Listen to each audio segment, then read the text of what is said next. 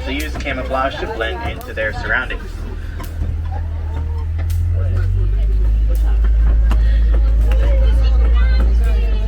So if you guys look over to your right, behind that bush with the red flowers, you are going to see an okapi. You might think okapi kind of look like zebras because of the stripes on their back legs. However, they are the only living relative of the giraffe. Those black and white birds you see are known as saddle-billed stork, and they have an impressive wingspan of 9 feet, about the length left to right of our truck. The light brown antelope on your right is known as a greater kudu, and they are the second largest of the African antelopes. The males have horns reach up to 6 feet in height, the tallest horns out of any other antelope.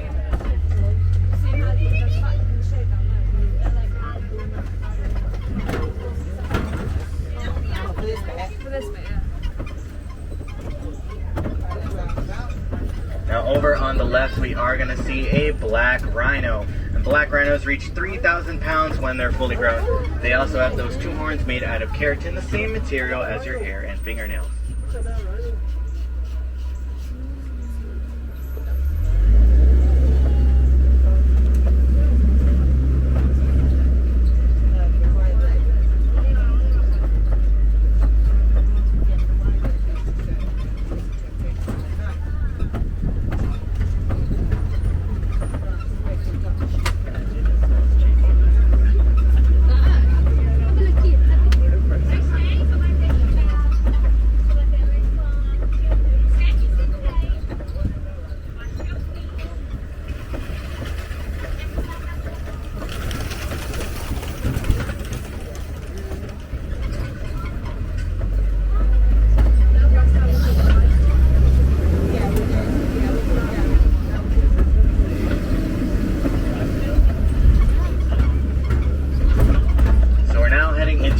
River. Over on your right, you are going to see some grayish birds known as pink-backed pelican.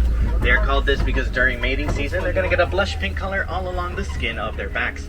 They are also colonial nesters, so they're going to be found anywhere between 20 and 500 pairs nesting at one time. Now on the right, you might also be able to see a Nile hippo swimming in the water if you are on the right side of the truck.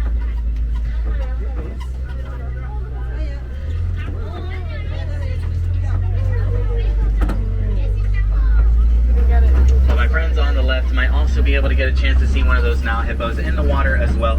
Now, Nile hippos are nocturnal. During the day, they're usually going to be asleep underneath the water. However, their bodies have an amazing mechanism which allows them to rise for air every 8 minutes without even waking them up.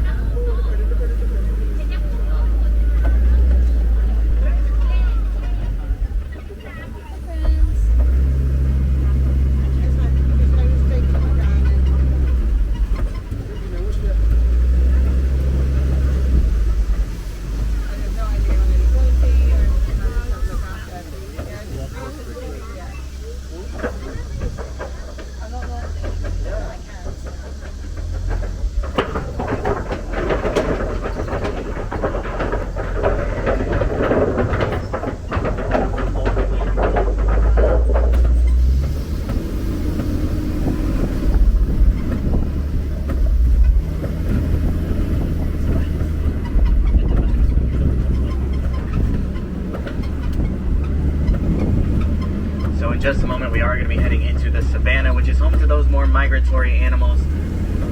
We're going to keep our eyes open for different species of antelopes, maybe some zebras and giraffes. This is the scariest one.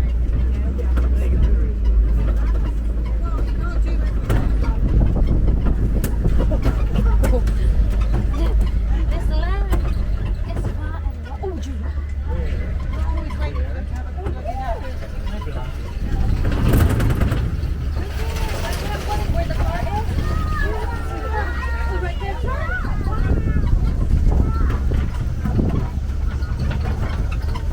So as we head down the hill here, you guys are going to be able to see a Maasai giraffe.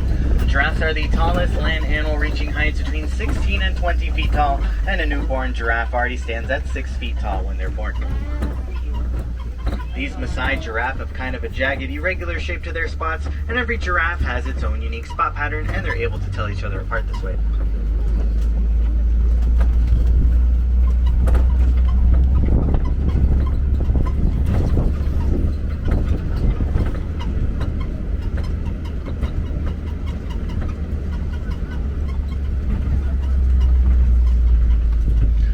over on the left side, don't see any African painted dogs at the moment.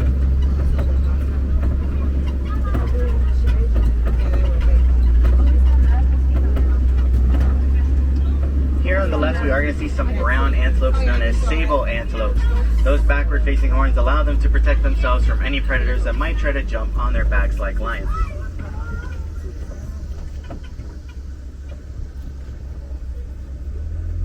We are also going to see some dark-colored antelopes on our left known as wildebeest. Wildebeest are found in some of the largest numbers in the animal kingdom. They can migrate with up to 1.5 million individuals at one time.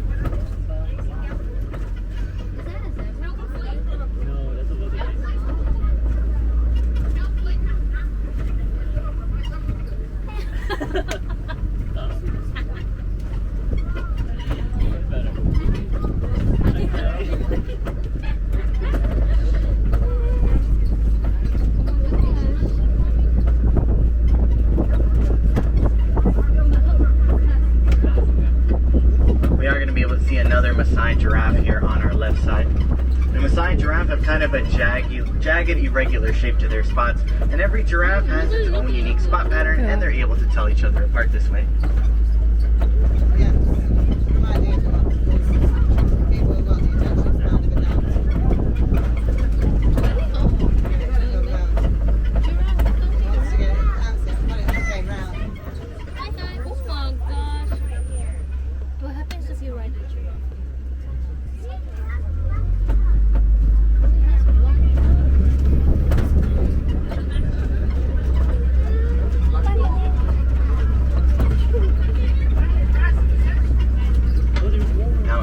Giraffes is known as a tower, so we do have a tower of giraffes there in the bushes on our left.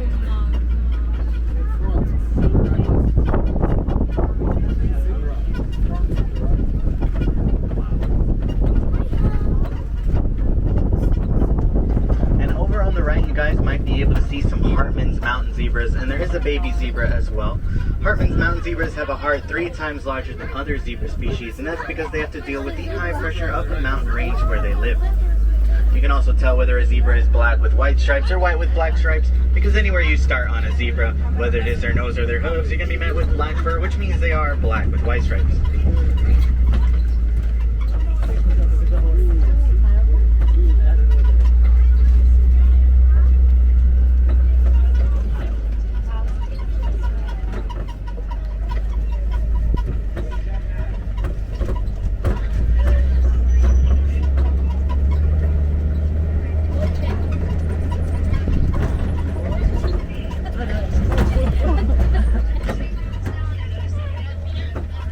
We're now heading into elephant country.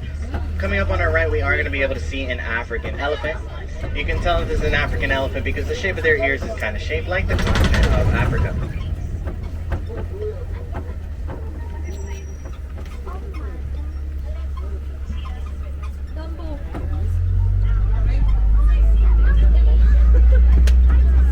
Now you'll often see African elephants flap their ears back and forth to get wind across the blood vessels in their ears, which cools them down about 15 degrees on a hot day.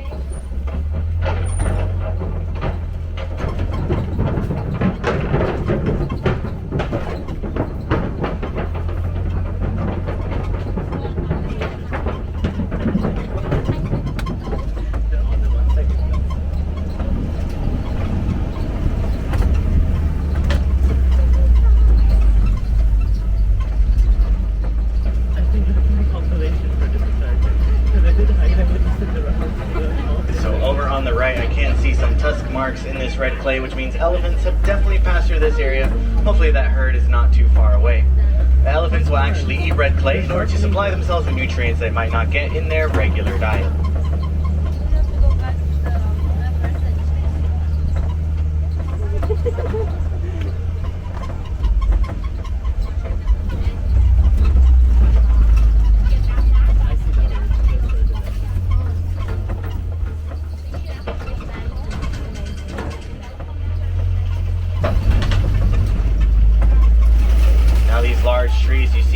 on your right are known as baobab trees. They're really important for animals out on the savanna because they hold a lot of water inside their spongy interior, and animals use their tusks and horns to break them open and access that water inside.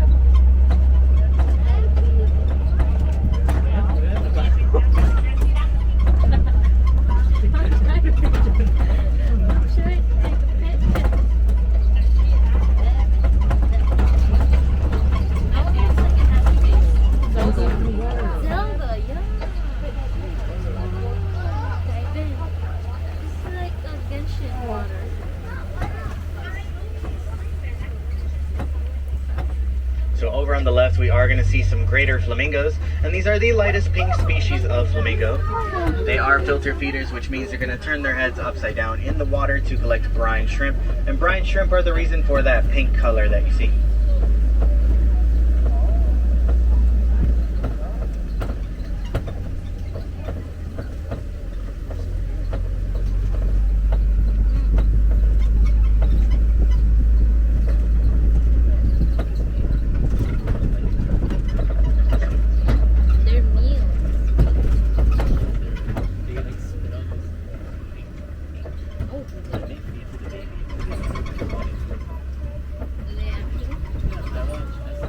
So it looks like we did catch up to that herd of elephants. You can see them for a second there on the left side.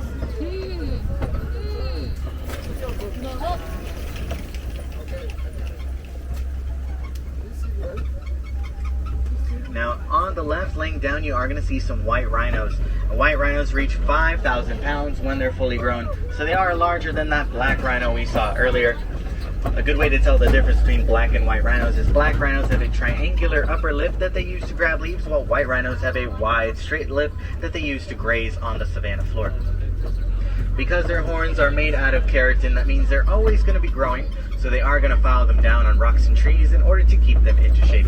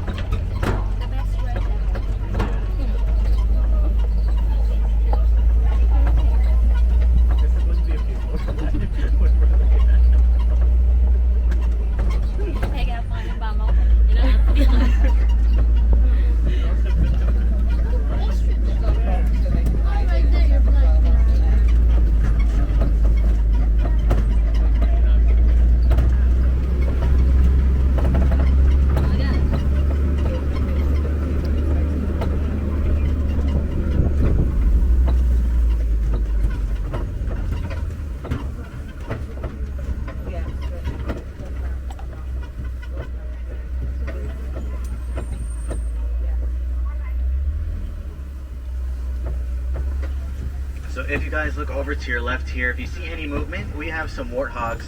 Now warthogs are the largest burrowing animal. They will burrow with their tusk facing out, and that is their defense against predators. Oh my god.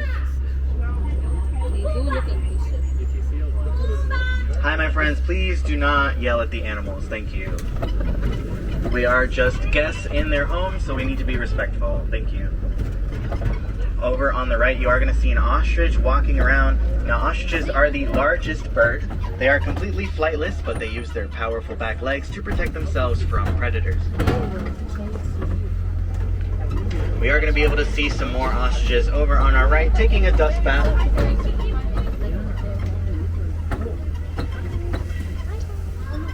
Is she leaving? Oh no, that's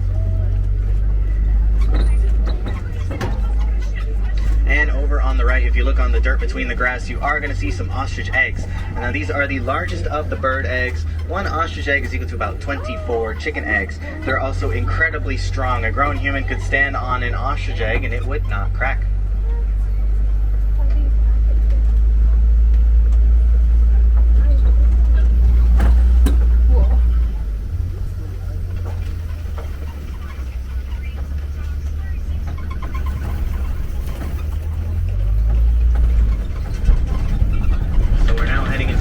Of the reserve known as Magadi Glen, which is a great place to see the relationship between humans and animals at work.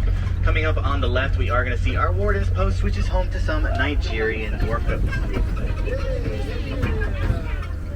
Now these are very friendly and social animals, and they have a close relationship with the farmer because they supply a sweet milk as well as clear out any bramble that other livestock can't get to.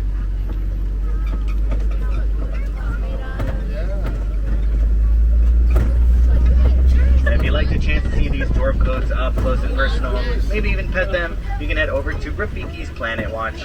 We have our affection section over there where you can pet these dwarf goats and other livestock animals. There's also an animation experience over there. You can draw some of your favorite Disney characters. But as a reminder, the last train to Rafiki's Planet Watch does leave at 4:30. If you want to see some more African animals, you can head over to Gorilla Falls Exploration Trail. We do have African birds, African monkeys, and underwater viewing of some hippos, naked mole rats, meerkats, and underwater viewing of some hippos, as well as gorillas. So if that interests you, be sure to check it out. But that trail closes at 6:30. And if you'd like to help animals further, I'd always recommend that you reduce, reuse, and recycle whenever you can. We do have recycling points all throughout the park. And you can even participate in some composting over at Restaurant Source and Dino Land. So if you have any questions about that, be sure to talk to a cast member over there for more information. And if I have any wilderness explorers on board who've been riding the Simba one, that is the Simba one, and that is your code word to get your safari badge.